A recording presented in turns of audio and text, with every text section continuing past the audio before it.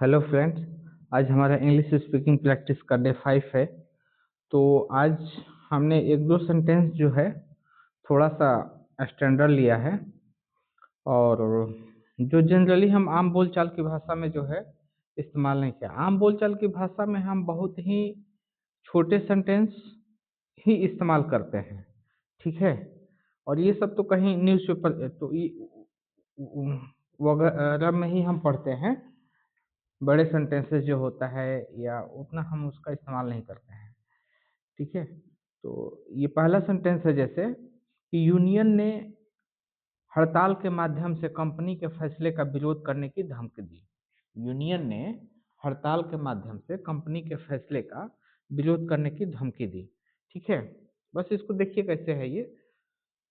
The union threatened to retaliate the company's decision by calling a strike. The union threatened to retaliate. अब इसको कैसे पढ़ना? The union threatened to retaliate. क्या retaliate? The company decision by calling a strike. मतलब strike के माध्यम से, ठीक है। तो ये सारे जो है कितना भी बड़ा सेंटेंस हो, अगर उसको जो है आप समझ रहे हो, आप बोल लोगे अच्छा से, ठीक है। द यूनियन कैसे बोलेंगे? पहले बोलेंगे द यूनियन क्या? थ्रेटन टू रिटेलिएट क्या? द कंपनी डिसीजन, किस चीज का? तो कंपनी के डिसीजन का। कैसे?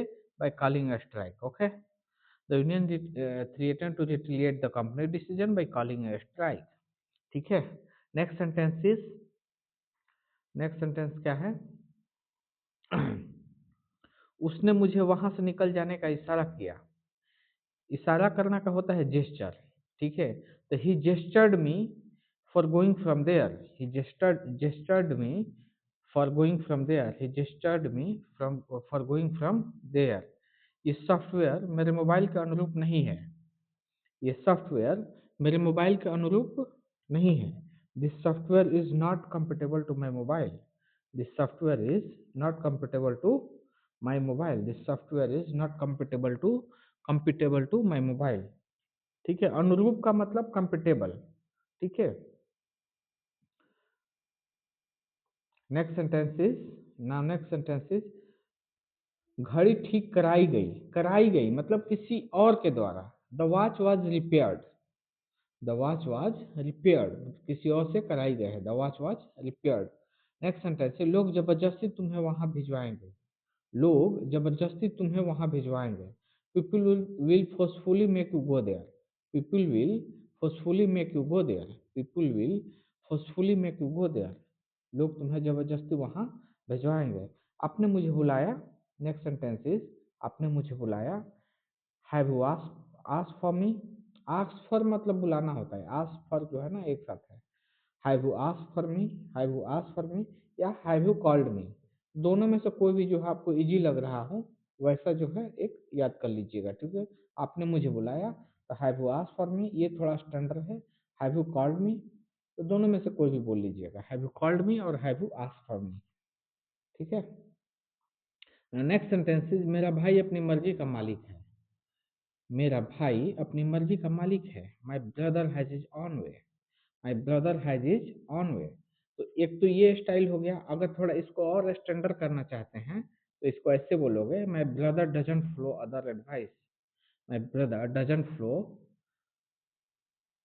Others advice, others advices. तो यही बोलिए, दोनों में से कोई भी बोल लीजिए। आप जो जो आपको अच्छा लगे उसको प्रैक्टिस कर लीजिएगा, ठीक है। और ये दोनों को प्रैक्टिस कर लीजिएगा, ठीक है। My brother has is on way, ठीक है। क्या तुम गलत हो? Are you in the wrong? क्या तुम गलत हो? Are you in the wrong? Are you in the wrong? क्या मैं गलत हूँ? Am I in the wrong? तो ऐसे कुछ भी बोल सकते हो, ठीक है। Are you in the wrong? क्या तुम गलत हो? Are you in the wrong? Are you in the wrong? Okay. Next sentence is, खाना अच्छी तरह से चबाओ। Chew the food well. Chew the, chew मतलब होता है चबाना। च्युइंगम क्या होता है? जो क्योंकि उसको बार बार चबाना पड़ता है तो वही च्युइंगम होता है वही। तो खाना को अच्छी तरह से चबाओ। Chew the food well. Chew the food well. Chew the food well. मैंने कदमों की आवाज सुनी। I heard a footfall. I heard a footfall. I heard a footfall. I heard a footfall, I heard a footfall, मैंने कदमों की आवाज सुनी। नेक्स्ट सेंटेंस इज जूस को हल्के हल्के पियो, sip the juice slowly, sip the juice slowly, sip the juice slowly, juice को हल्के हल्के पियो। ठीक है। नेक्स्ट सेंटेंस इज मैं अपनी मैं अपनी अनुमति देता हूँ, आई गिव माई कंसेंट, मैं अपनी अनुमति देता हूँ, I give my consent, I give my consent, I give my consent, मैं अपनी अनुमति देता हूँ। हमने टॉस किया, हेड आया, we toss the coin, it came down on heads, we toss the coin, it came down heads, we tossed the coin, we came down heads. We tossed the coin, we came down head. We tossed the coin, it came down head.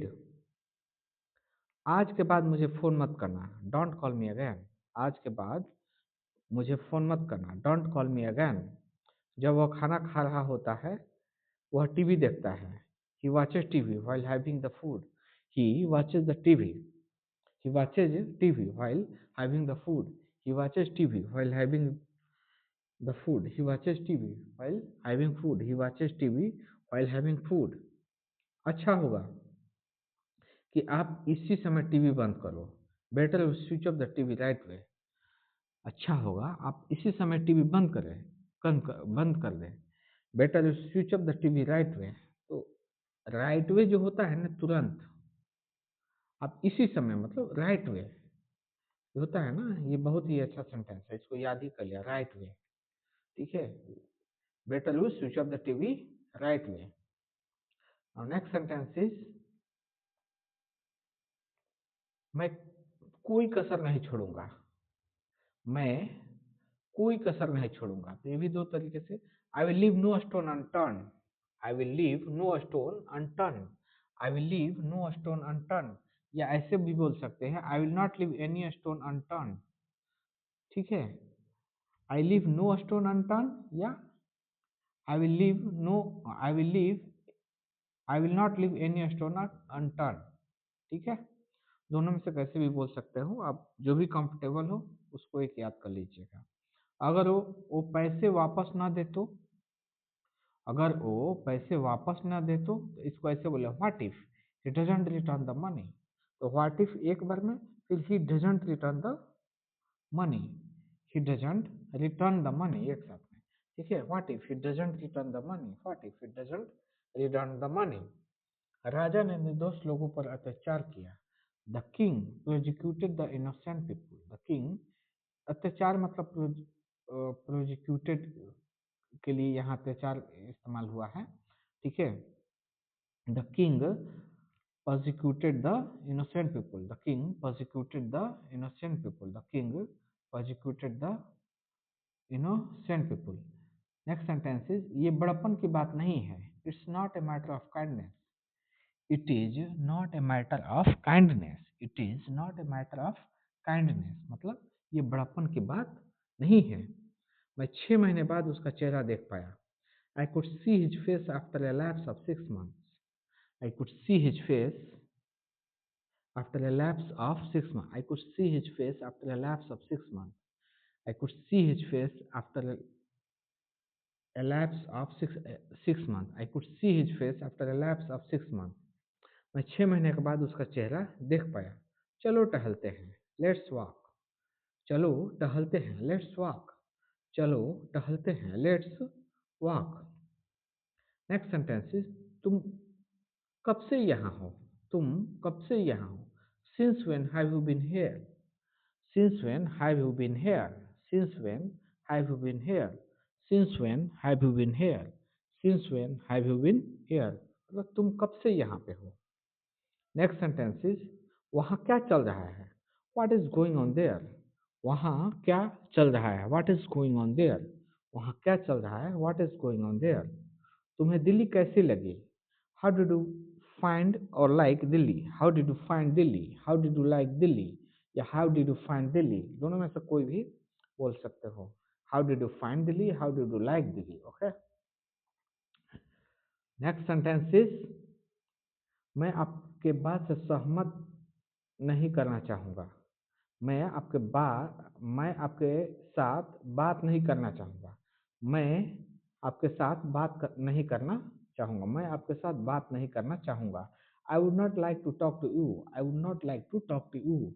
I would not like to talk to you. मैं आपके साथ बात नहीं करना चाहूँगा। I would not like to talk to you. मैं आपके साथ बात नहीं करना चाहूँगा। नेक्स्ट सेंटेंस इज राहुल यहीं से बाल कटवाता है। राहुल यहीं से बाल कटवाता है। Rahul gets the hair cut from here itself. Rahul get the haircut from here itself. Rahul get the haircut from here itself. Rahul get the haircut from here itself. Rahul get the haircut from here itself. Rahul यहीं से बाल कटवाता है। Okay, next sentences. मुझे इस बारे में बताया गया है। मुझे इस बारे में बताया गया है। I have been told about it. I have been told about it. I have been told about it.